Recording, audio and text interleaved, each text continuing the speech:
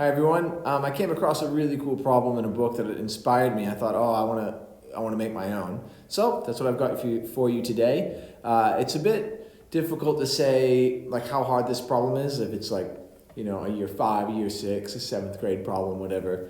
I think even adults would have fun doing this. So I guess I call it the 3x3 lights problem. Let's have a look.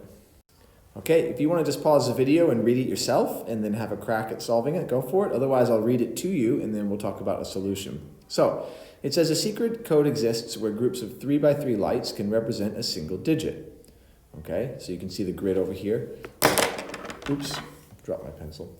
You can see the grid over here, 3x3, that represents a single digit. And sets of 3 of these can represent a 3-digit number. So 1, 4, and 9. Great. You know that the top set of 3 lights represents the number 149. You also know that the other sets represent the numbers 152, 783, 608, 275, and something, but not in that order. So they're out of order. Using deduction, which is a process of thinking that requires you to make assumptions based on what you know, can you work out what the question mark missing number is? Okay, good luck and stay tuned for a solution. Enjoy. Okay, if you're watching this, then I think you're ready for the answers.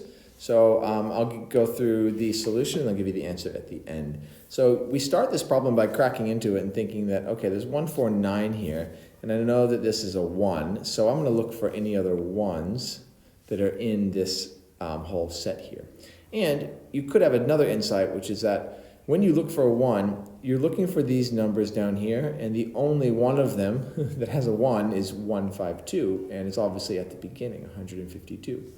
So when I look through here and I find this number with the 1 at the front, then even though I'm not totally sure what these are, I know that through the process of logic deduction, it has to be 152. So that one has to be 152.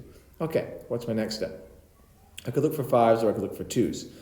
Looking back, however, at my sets of numbers here, I'm probably going to opt to look for 2s because those are the leading digits of this number here. And that might be a little bit easier to find, I suppose. I'm not sure. So here's a 2. So where's a 2 as a leading digit? Here it is up here. 2. So that must be 275. All right.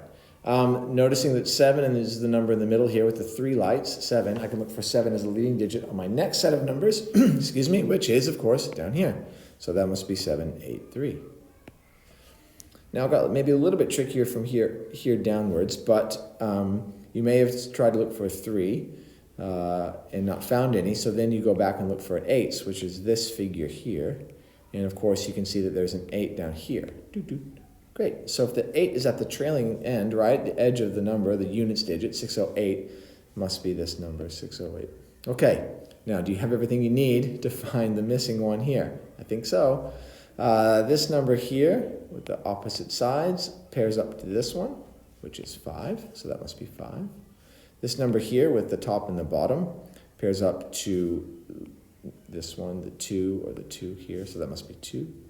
And this one here is, of course, the middle number from the previous, 0. So the answer to this question is 520. All right, I hope you enjoyed that as much as I did. I thought it was really fun. When I first solved this problem, I thought, how am I going to solve this? And then once I realized the pattern, it became pretty easy. A lot of fun. Okay, see you for the next one. Bye.